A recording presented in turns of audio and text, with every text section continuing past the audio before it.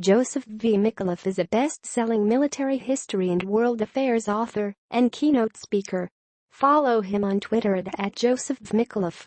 Raqqa, the capital of the Islamic State, has fallen to the Syrian Democratic Forces, SDF, a mostly Syrian Kurd group consisting also of Arabs, Yazidis, Turkomen, and Assyrian Christians, backed by airpower, advisors, and armaments supplied by the United States.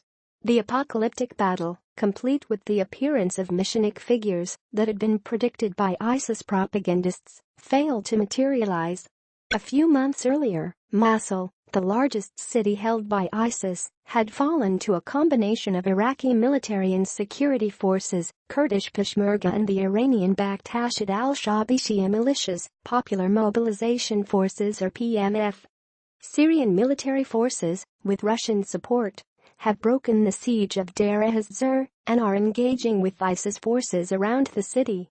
Iraqi forces have moved to besiege the last major ISIS strongholds in the districts of Al-Qa'im and Rawa along the Euphrates and Anbar province. By any military standard, the Islamic State and its military forces are in a state of collapse. In the meantime, both Syrian military forces and the SDF are rushing to get control of ISIS-controlled oil fields in eastern Syria. Is this the end of the Islamic State, or simply the beginning of the next chapter? Regardless of what the future holds for ISIS, there is no escaping the reality that both Syria and Iraq are failed states. Destroying the Islamic State will not restore either country to its pre-ISIS state, nor will it bring a return to a stable order. In fact, the opposite will be true. In Syria, while it appears that with Russian support the Assad government will continue to be the titular head of the country, it is unlikely that Damascus will be able to exert authority over the entire country. Syria today is simply not the same state it was in 2012. First, there is the matter of Raqqa, the Syrian Kurdish state along the Turkish-Syrian border. Ankara would like nothing more than to roll over the Syrian Kurds and end their incipient claim to autonomy, much less statehood. Militarily, the Turkish military would have little trouble doing this. This is a difficult region to defend, as it is primarily flat and lacks any obvious defensible geography. The U.S. would be unhappy with such an outcome, but is unlikely to want to see a further deterioration of its relationship with the Erdogan government by actively opposing any Turkish attack. Russia is a different matter. Notwithstanding Turkey's participation in NATO for almost 70 years, and its historic reliance on American security guarantees, Ankara seems less concerned about alienating the U.S. than it is about negotiating with Russia over the eventual outcome of the Syrian civil war. Russia does not want to see a Turkish attack on Raqqa, at least not yet. The continued presence of Raqqa gives Russia useful leverage against both Erdogan and Assad, not to mention Baghdad and Tehran. The latter two have their own Kurdish problem and are sensitive to what happens with the Syrian Kurds. The most likely outcome is that Moscow will broker a deal between the Kurds and the Assad government in which the Syrian Kurds are given some degree of autonomy and Raqqa is recognized as a separate but federated state of Syria. The arrangement would be similar to the status of Iraqi Kurdistan. The Syrian Kurds do not pose a fundamental threat to the Assad government. They are not looking to overthrow the Assad regime or fundamentally change Syria's governance outside of their own objective of greater autonomy and perhaps eventual independence. The continued existence of the Kurdish state in Syria is more valuable to Russia than eliminating it is to the Assad government. In addition, there is the de facto presence of Turkish troops in northern Syria and Turkish support for various Turkomen and Syrian Arab militias as well as the Free Syrian Army, FSA. Realistically, these groups do not have the ability to overthrow the Assad government without substantial help from either the US or Turkey. American help is unlikely, as Washington has pretty much washed its hands of these groups. Turkey's position is more complicated. Ostensibly, the primary reason for the Turkish intervention was to support the various Sunni groups battling Assad and to preempt Syrian Kurds from linking up Raqqa directly with the predominantly Kurdish-populated canton of Afrin. The former task is a lost cause. The latter task has been accomplished. it is highly unlikely that the Kurds will seize control of the region between the west bank of the Euphrates and Afrin, as long as Turkish troops are there. Ankara, however, has stopped short of directly engaging Syrian military forces, although it has continued to aid various militia groups fighting the Assad government. It stands to reason that there is an unspoken understanding between Ankara, Damascus, and Moscow that any direct action against the Assad regime will bring more Russian support in favor of Syrian Kurds and their ambitions for Raqqa. Moreover, an all-out war between Turkey and Syria would be highly unpopular in Turkey. Forced to choose between eliminating Raqqa or the Assad government, Ankara has made it clear where its priorities lie. While ideally it would like to get rid of both, Ankara is not prepared to pay the political price that a full-fledged Turkish invasion of Syria would require. Secondly, Damascus will continue to have its hands full in dealing with the various Islamist groups active in Syria. While Syrian forces, backed by Russian airpower, will have a decisive advantage in engaging those groups, they are unlikely to ever completely defeat them. The more likely outcome is that Damascus will nominally control the Sunni areas of Syria, but find itself battling a long-term insurgency, much like the U.S. found itself battling in Iraq after 2004. The reality is that a vast area of Syria, especially in the Sunni heartland of central and eastern Syria, has been destroyed by almost 3 years of relentless fighting. Much the same can be said of the former ISIS-controlled territory in western and northern Iraq. Virtually all the principal cities in the Sunni triangle of western Iraq, Fallujah, Ramadi, Baiji, etc., have suffered extensive damage. So too has Mosul and its surrounding region. The cost of Syrian reconstruction will be enormous.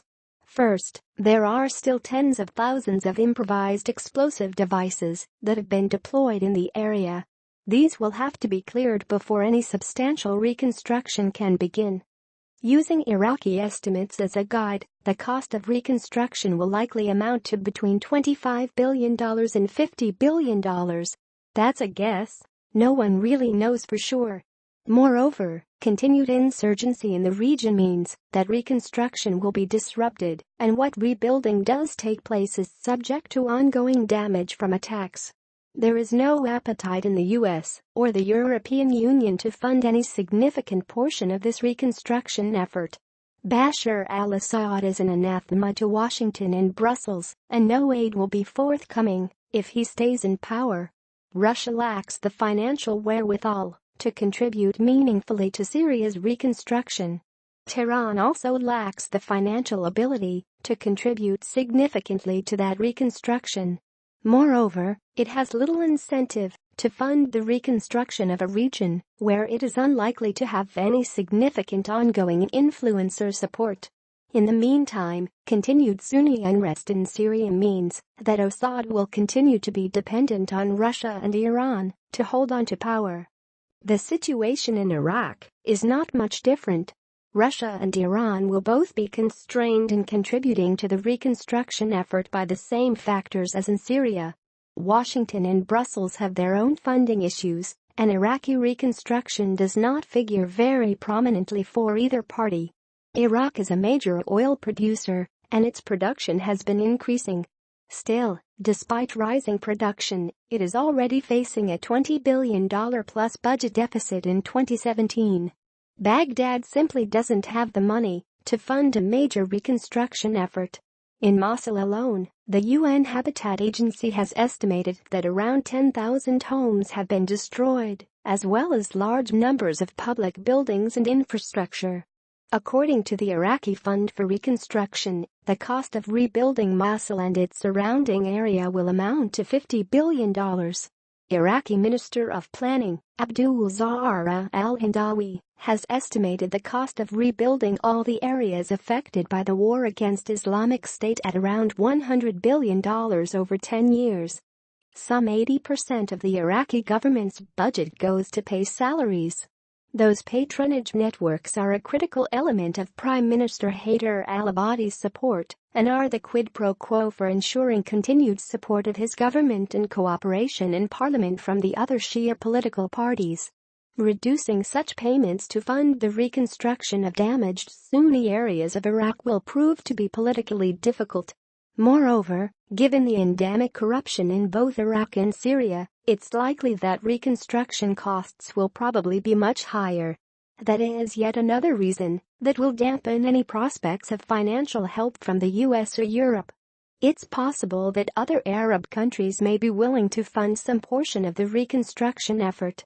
Saudi Arabia and its Gulf Cooperation Council allies have their own financial issues at the moment.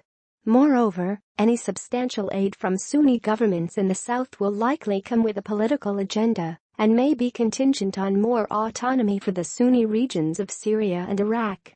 The most likely scenario is that most of the former geography of the Islamic State, as well as some of the formerly rebel-held areas of Syria, will become a sort of ungovernable Wild West.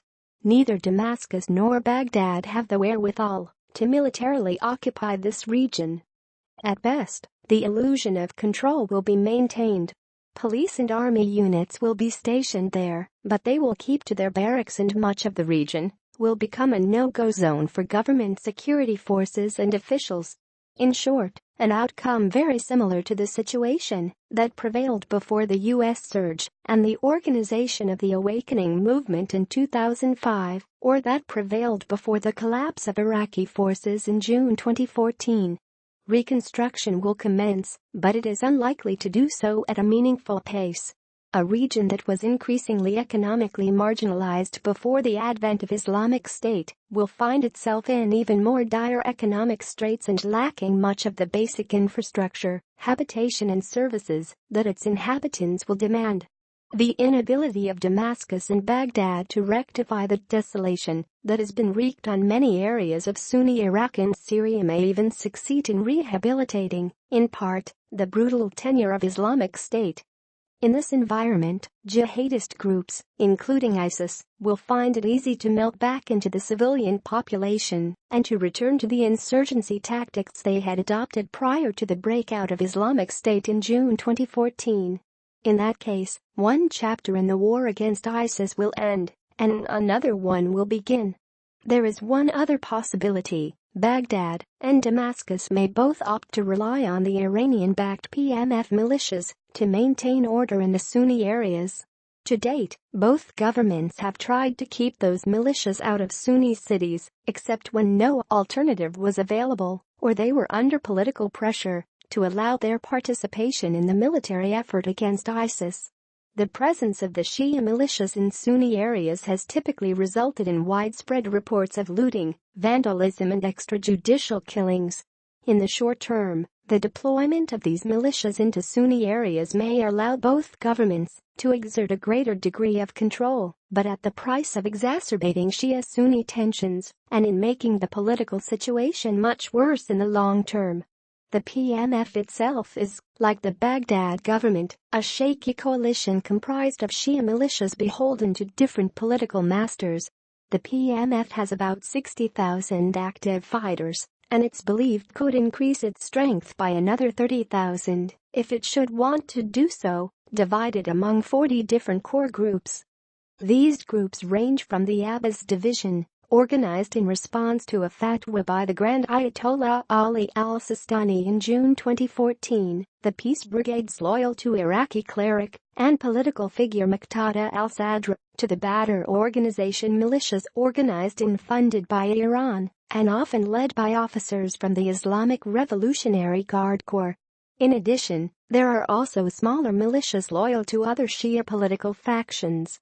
The Baghdad government has introduced legislation to incorporate the PMF into the Iraqi military, a decision that will likely be problematic for the U.S. Many of the militia groups openly fought with U.S. forces when they were stationed in Iraq. Access to Iraq's oil revenue has been one factor that has kept this uneasy coalition together. Any disruption in that largest could risk plunging the country into a sort of militia-based warlordism, in which different groups resort to violence to ensure their piece of Iraq's oil revenue. The situation between Baghdad and the Kurdistan Regional Government, KRG, will also be a factor in the struggle with Islamic State. Iraqi military forces have moved to take back many of the areas seized by the Kurdish Peshmerga from ISIS, or which were taken over when they were abandoned by the Iraqi army in June 2014. The KRG has been backpedaling on its quest for Kurdish independence in light of its failure to obtain meaningful diplomatic support for its plans. Continued conflict between the KRG and Baghdad, even if it stops well short of an all-out war, will have a bearing on both the amount of funding ultimately available for reconstruction as well as Baghdad's options for securing and retaining control of predominantly Sunni areas. Islamic State itself will adapt and change as a result of losing its associated geographic state. ISIS may return to the insurgency and subversive techniques it employed in the past, but ISIS today is also a different organization than it was prior to 2014. For one thing, it is now much more international. Despite its losses in Syria and Iraq, it continues to demonstrate the ability to finance and organize large-scale operations from West Africa to the Philippines. Moreover, the return of thousands of ISIS-trained jihadists to Europe has significantly expanded its terrorist playbook there. Finally, while it has lost many of its lucrative sources of revenue, it now also has fewer financial obligations, and it's developing other sources of funding from narcotics and other criminal activity. Its prestige and allure may have taken a hit from its battlefield losses, and its apocalyptic predictions may have failed to materialize, but it still enjoys considerable appeal and support among jihadists and their supporters. The demise of ISIS as a sovereign state may ultimately benefit other jihadist organizations like Al-Qaeda. If so, then all that has been accomplished has been to trade one jihadist foe for another. Even so, the success of ISIS has caused other jihadist organizations to become more like them, to up their game, so to speak, when it comes to social media, propaganda, and recruitment efforts. This is evident from the increasingly sophisticated media efforts by Al-Qaeda in the Arabian Peninsula. Even in defeat, the ISIS template, minus its more genocidal brutality, has been adopted by other jihadist organizations. Either way, the war against the Islamic State is far from over. One chapter is ending. The next one is about to begin.